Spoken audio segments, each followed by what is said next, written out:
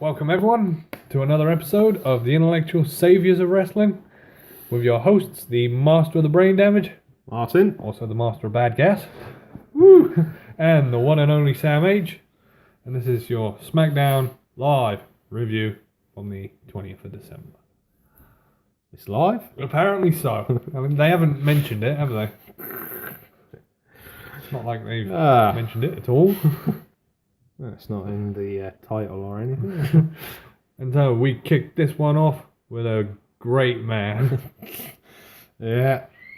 Opened up the show with the face that runs the place, AJ Styles. And he would be defending his WWE Championship against Ellsworth. The chinless wonder. The turtle without its shell. Yeah, this is going to promise to be an epic match full of back and forth action. Lots of pinfalls. Who am I kidding? No, it wasn't. Yeah. This match lasted about a minute and a half, if that. Yeah. I can't even remember exactly what move it was he done. Ellsworth went for the super kick. Styles caught it, threw him round, and just proceeded to hit him with like two chops, a kick, and then a third kick. Yeah, and it knocked him out. Yeah, just knocked him clean out. So he went for the pinfall. 1, 2, 3. And that was it. That was it. Even JBL was pissing himself laughing. Saying, please get rid of this. Oh, what was it he came out with? Apparently, James Ellsworth is the missing link in Evolution. Yeah. Yeah, and then AJ decided to inform the crowd, right, that's it. I'm done for the year. That's me going home. And then he was quickly interrupted by Dolph Ziggler saying, don't forget, you got a title defense next week. Yeah. I can't remember what they're calling next week's SmackDown. It's like the live finale or something like that. So yeah. And then for some unknown reason, they were both interrupted by Baron Corbin. Oh, the evil Baron. Miserable Baron. The most miserable bugger in all the WWE. Yeah, and apparently claimed that Dolph didn't truly earn his title shot, even though he won a fatal 4-way. Yeah. Baron wasn't happy because he wasn't in that match. Yeah, and then he got a sneak attack on Ziggler. Terrible. Daniel Bryan then interrupted and said, right, if Corbin beats Ziggler, it'll be a triple threat match next week on SmackDown Live Wild Card Finals. But the Wild Card Finals. Christ, where do they get this stuff? This ain't baseball. Yeah. Wild Card Finals. Then to make it even better, we were then informed that Super Cena will be returning next week. Because he's now done with all of his television work. Yay. Mr. First to arrive and last to leave. Yeah, right. Even though he hasn't been on telly for about 6 weeks, if not longer. Oh dear, and then it gets worse. We had the Intercontinental Champion in action. Yeah, defending the title.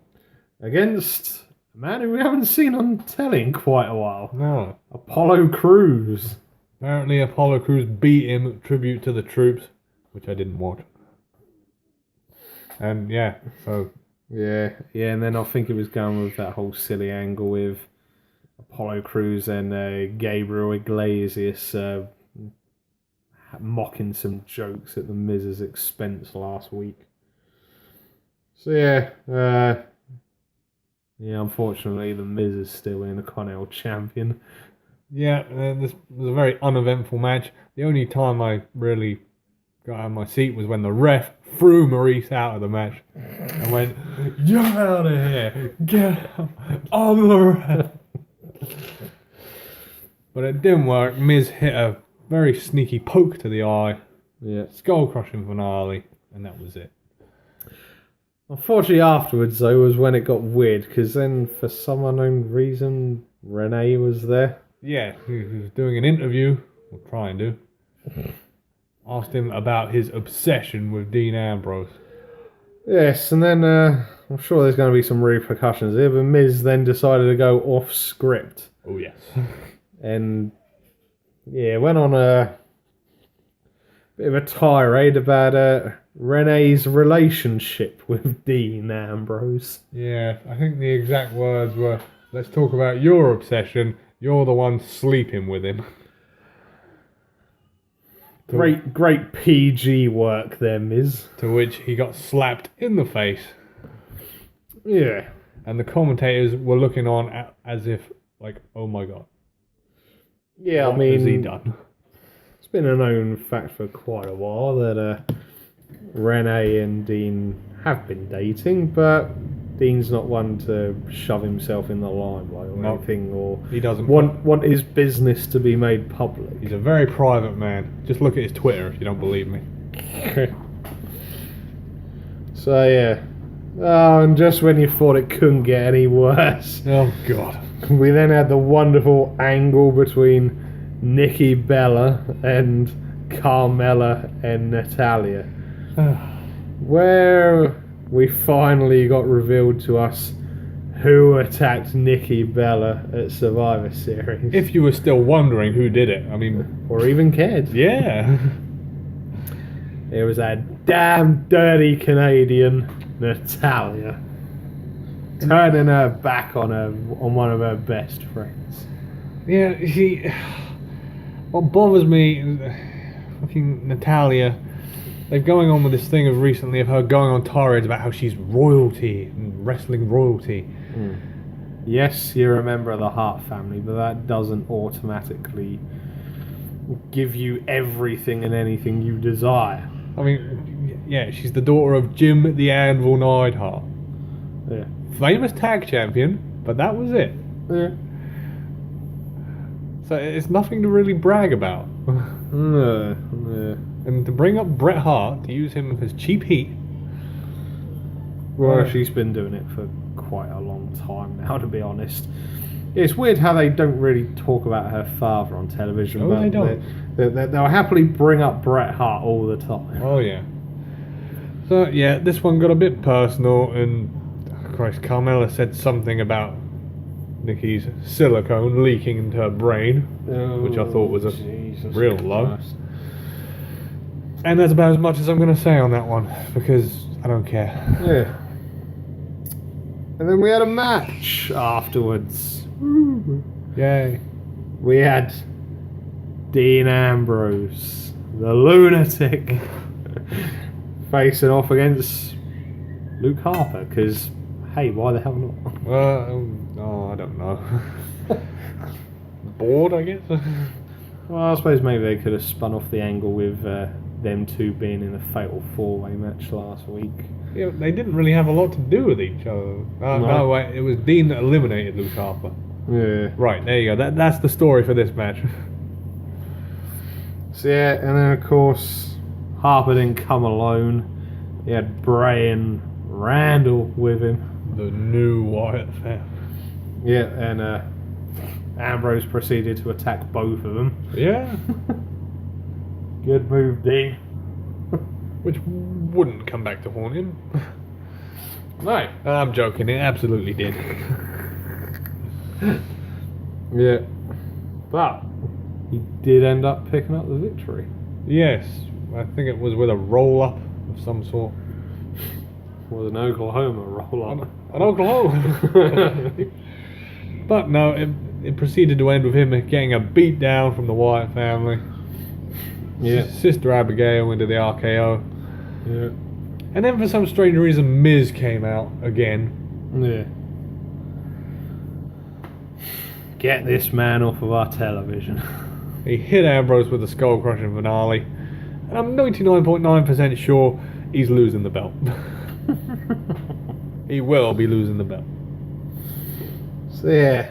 And then if things weren't weird enough, we then had our next match. You had Alexa Bliss facing off against La Luchadora, Yeah. who, by the time the match finished, you could blatantly tell it was Becky Lynch, just wearing a mask. Yeah.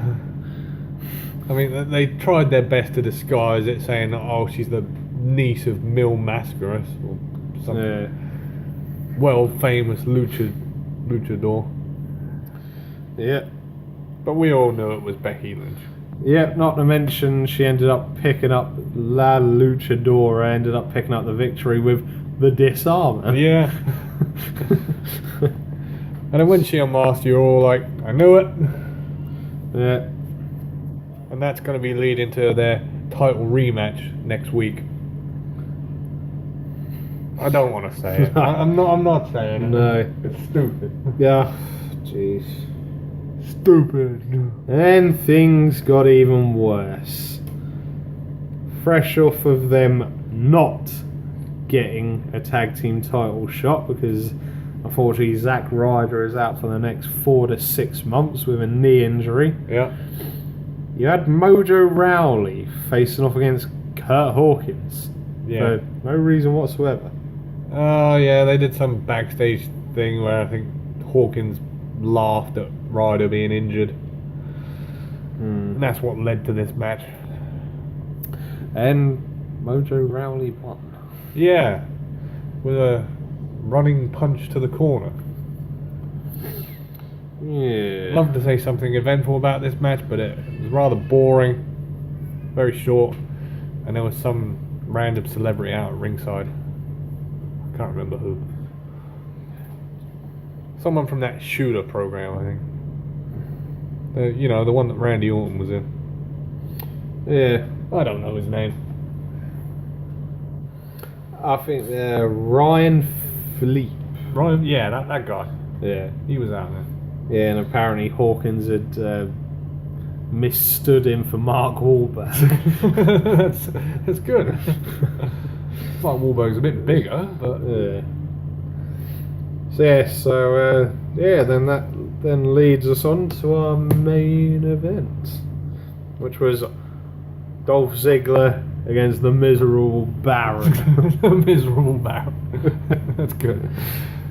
He may be a Baron, but he's no Baron Greenback. Or the Red Baron from Takeshi's Castle. So yeah, to be honest, I'd love to say a lot about this, but ending was just crap. Yeah, it was a bit boring, and apart from AJ on commentary, which is always fun. Yeah, it was pretty boring.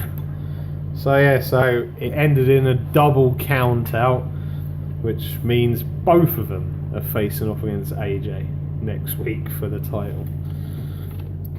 And then for their troubles, they got a bit of a beat down. Yeah.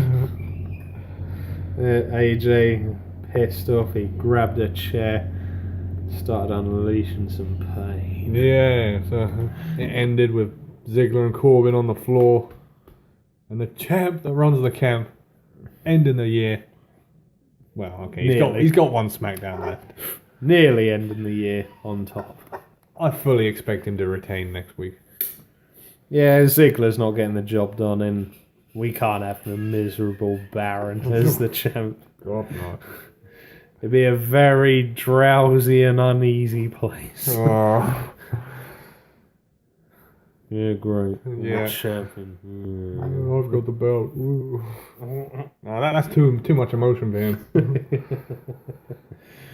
So yeah, and that does us for Smackdown this week. Yeah, and if you haven't seen it yet, watch Talking Smack for creepy, pervy Santa Rhino.